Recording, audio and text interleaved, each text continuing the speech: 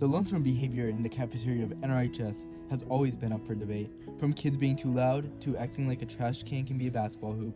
In today's video, we will be getting a deeper insight into the minds of the students and teachers, the initial reaction of trash cabal itself and its punishments. I think they should either get expelled or their GPA should automatically be dropped to a 0. There should be a punishment, detention, 1-day detention every time they're caught. Generally, it doesn't bother me too much. The idea that if they miss, then they go and pick it up. Maybe the time and atmosphere of the lunchroom is causing issues. Kids are all hyper from caffeine and stuff. One, depending on what lunch you have. Kids are all hyperactive. They're trying to just get through it. I believe the lunch is their midpoint of meeting socially as a group, so I think when they get together, they get kind of excited about it. A little bit of a social kind of release from the normal schedule of the day. The atmosphere in the lunchroom is quite exuberant. People finally get to see their friends all day. They haven't talked to them all day, so everyone's like loud, rowdy. Well, again, I think it's more like a synergy. When they're all together, they just get excited and maybe try to show off. Disapproval from others is expressed a lot from these actions. When you really think about it, this is a national problem. I mean, people throwing their food, this is no joke.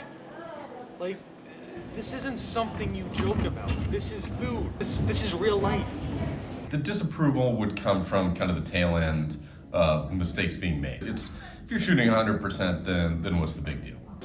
Because these actions are just uncalled for. They're unnecessary. People don't need to be throwing stuff in the trash can like a basketball. It's just throw it away normally. It's not the actual action. Like I said, everybody does it, but it's the people that miss that don't pick it up. Or They speak of encounters they have had with other people. I wasn't going to say his name, but Brendan McBain already did, so I'm just going to say it. He's done it multiple times. Every time he's been caught, he's never been successful a day in his life. Some people, will not name them, shoot stuff into the trash and miss.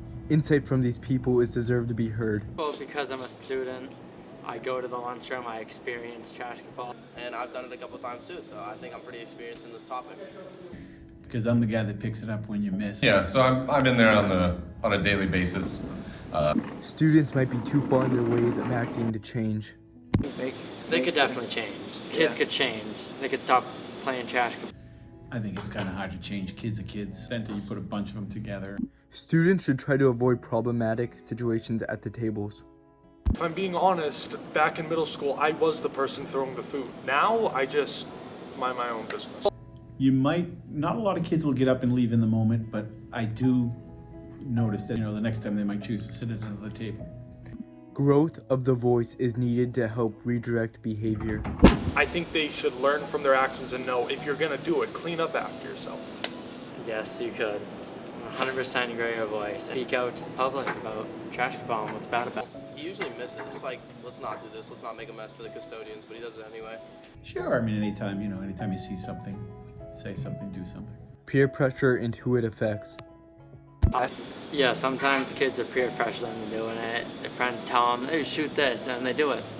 Like, I fall to peer pressure all the time. I shoot stuff in the trash cans all the time. I think it's more showing off than it is peer pressure. They like to get a laugh out of people. Sometimes you'll have kids that are, looking for attention, right? So and maybe they'll act out a little bit.